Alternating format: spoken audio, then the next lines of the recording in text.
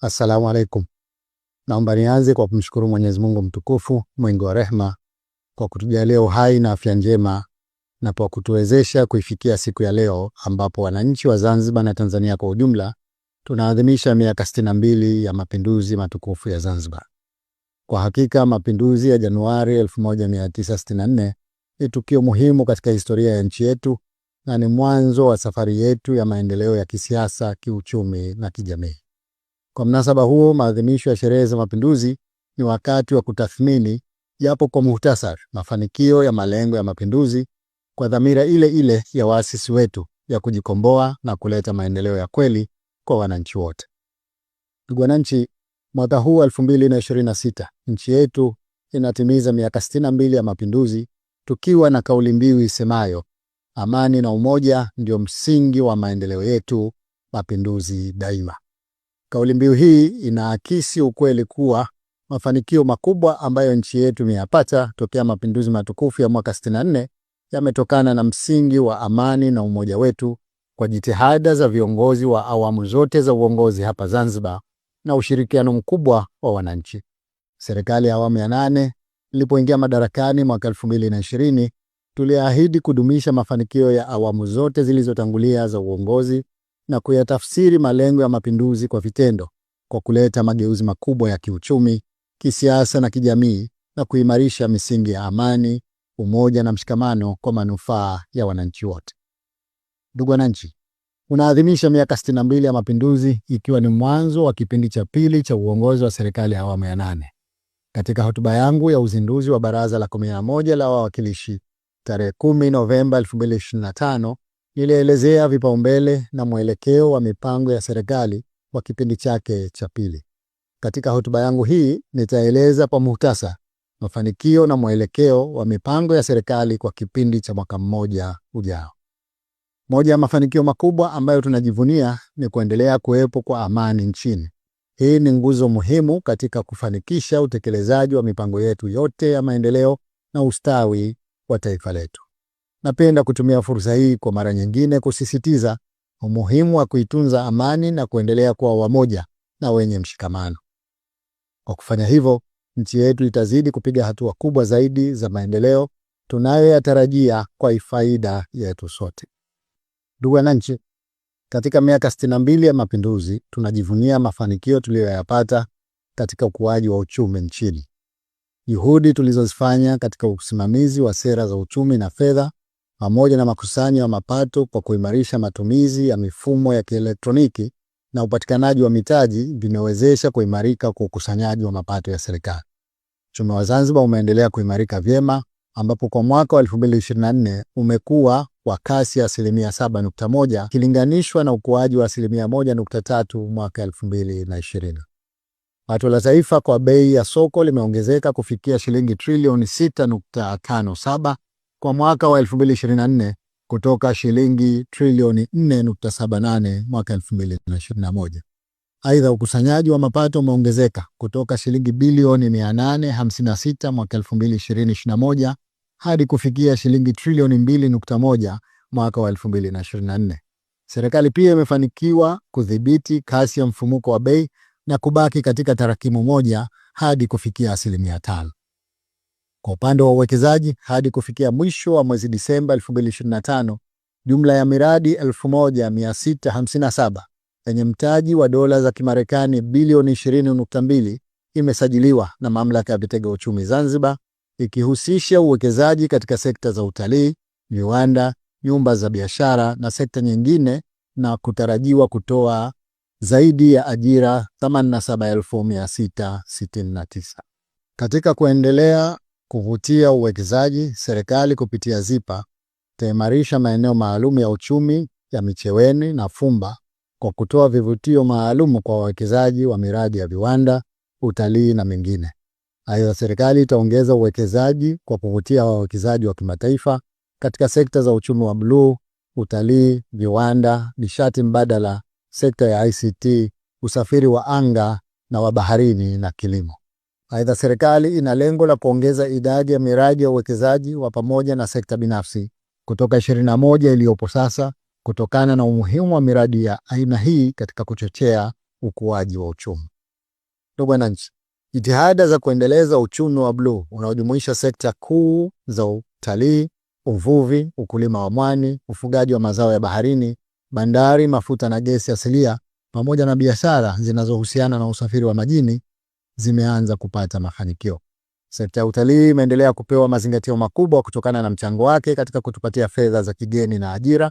Idadi ya watalii wanaoingia nchini imeendelea kuongezeka, ambapo katika kipindi cha Januari hadi Novemba 2025 jumla ya watalii 816,438 wametembelea Zanzibar, sawa na ongezeko la 27% ya watalii waliotembelea nchini katika kipindi kama hicho kwa mwaka wa 2024.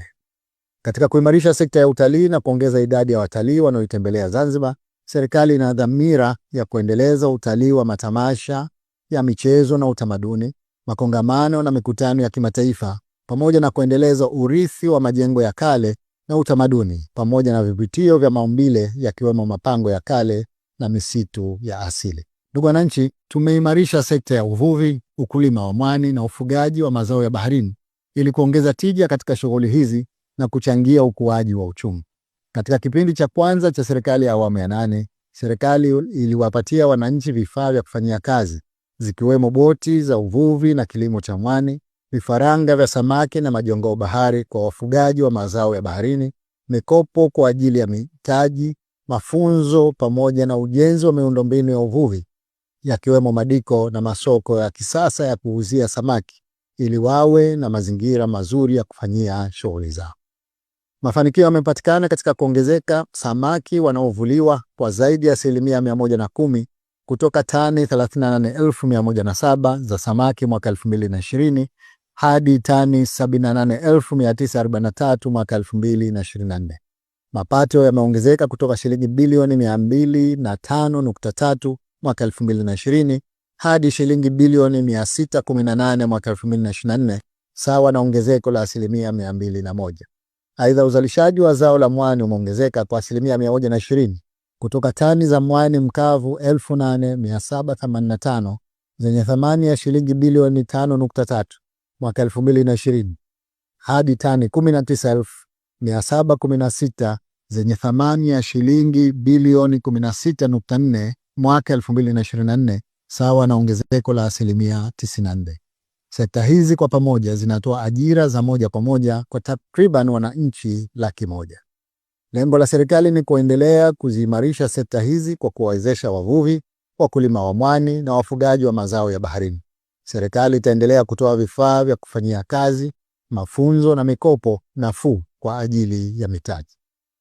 Aidha, tutaendelea na ujenzi wa miundombinu ya uvuvi kwa kujenga madiko na masoko ya samaki katika maeneo mbalimbali Unguja na Pemba. Ndugu wananchi, serikali itaendelea kuliimarisha zao la mwani kwa kuongeza uzalishaji, kuimarisha utendaji wa kampuni ya mwani katika kuwasaidia wakulima kupata bei nzuri na soko la uhakika, kuliongezea thamani zao la mwani na kuendeleza jitihada za serikali za kuwezesha kuanza kazi kwa kiwanda cha kusarifu mwani cha Manangwe. Aidha, tutakiimarisha kituo cha uzalishaji wa vifaranga vya samaki na majongoo Betras ili kuongeza kasi katika maendeleo ya ufugaji wa samaki na mazao ya baharini. Kadhalika, serikali itaendeleza jitihada za kushughulikia sekta ya mafuta na gesi asilia kutoka hatua ya sasa ya ugawaji na kuvitangaza vitalu 10 vya mafuta na gesi asilia kwa wawekezaji wa kimataifa. Ndugu wananchi, juhudi kubwa zimefanywa katika kuimarisha huduma za bandari zetu na usafiri wa bahari kwa kuzingatia umuhimu wake kwa uchumi wa Zanzibar ambayo ni nchi ya kisiwa. Kwa upande wa bandari, kazi ya ujenzi wa bandari jumuishi ya kisasa ya Mangapwani yenye uwezo wa kuhudumia makontena 200,000 na mizigo ya tani 1,000,000 imeanza. Ujenzi wa bandari hii unaotarajiwa kumalizika mwaka 2028. Kukamilika kwa mradi huu kutaleta mapinduzi makubwa ya huduma za bandari hapa Zanzibar. Awamu ya kwanza ya ujenzi wa bandari ya Shumba umekamilika kwa kujenga gati yenye urefu wa mita 45 na upana wa mita 20. Ujenzi wa bandari ya Fumba wa kujenga gati yenye urefu wa mita 350 kuelekea baharini pia umeshaanza. Aidha, awamu ya kwanza ya ujenzi wa bandari ya kisasa na mizigo katika eneo la Marhubi nao umeshaanza. Mradi huo utahusisha ujenzi wa bandari ya meli za mizigo na abiria, ujenzi wa jengo la abiria lenye uwezo wa kuchukua abiria 1500, ujenzi wa ghala la kuhifadhia mizigo na ujenzi wa jengo la mizani na njia. Ndugu wananchi, huduma za usafiri wa bahari zimeendelea kuimarishwa kwa ushirikiano wa serikali na sekta binafsi. Safari za meli za ndani zimeongezeka kutoka safari 5696 mwaka 2023-24 hadi kufikia safari 8192 mwaka 2024-25. Idadi za safari za meli za kigeni imeongezeka kutoka meli 98 mwaka 2023-24 hadi meli 205 mwaka 2024-25. Ongezeko hilo la meli za kigeni linaashiria kuzidi kuimarika kwa shughuli za biashara ya kimataifa kupitia usafiri wa baharini. Hadi kufikia mwezi Disemba 2025, jumla ya meli za ndani 87 zimesajiliwa na Mamlaka ya Usafiri wa Bahari na jumla ya meli 613 za kimataifa zimesajiliwa. Aidha, serikali kupitia Mamlaka ya Usafiri wa Bahari imefanikiwa kuongeza mapato kwa kusanya jumla ya shilingi bilioni 8.2 ikilinganishwa na shilingi bilioni 6.4 zilizokusanywa mwaka wa 2023-24.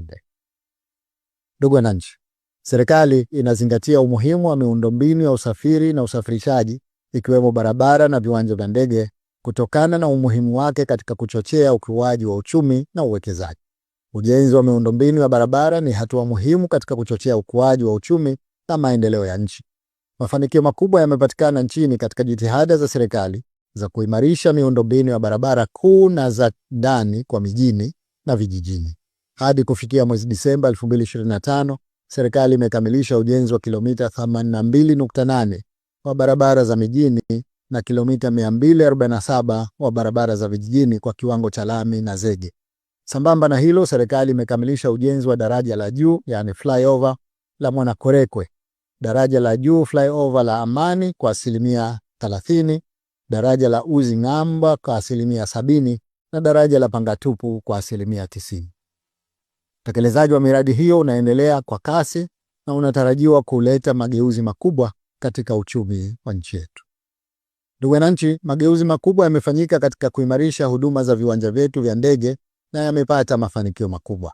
Idadi ya abiria wanaotumia viwanja vyetu vya ndege imeongezeka kutoka 2,133,166 mwaka 2023-24 hadi kufikia abiria 2,578,025 mwaka 2024-25. Aidha, idadi ya mizigo iliyohudumiwa katika uwanja wa ndege wa Abeid Amani Karume imeongezeka kutoka tani 4,224 mwaka 2023-24 hadi kufikia tani 4,603 mwaka 2024-25. Ujenzi wa jengo jipya la pili la abiria unaendelea na unatarajiwa kukamilika ndani ya miezi 4 ijayo. Ujenzi huo umefika 71% ya utekelezaji. Aidha, utanuzi na ukarabati mkubwa wa jengo la Terminal 1 kwa ajili ya VIP na ndege binafsi unaendelea na umefikia 99% ya utekelezaji. Kwa upande wa uimarishaji wa uwanja wa ndege wa Pemba, kazi ya kuongeza urefu wa barabara ya kutua na kurukia ndege, ujenzi wa jengo jipya la abiria na uwekaji wa miundombinu itakayowezesha uwanja huo kuhudumia ndege za kimataifa imeshaanza. Ndugu wananchi, serikali imefanikiwa katika kusimamia na kuendeleza sekta ya ardhi na makazi hapa nchini. Tunapoadhimisha miaka 62 ya mapinduzi, serikali imefanikiwa kuimarisha sekta ya ardhi kwa kuandaa hati za matumizi ya ardhi 1577 Unguja na Pemba na kuimarisha upatikanaji wa mikataba ya ukodishwaji ardhi 399 ili kuendeleza shughuli za uwekezaji.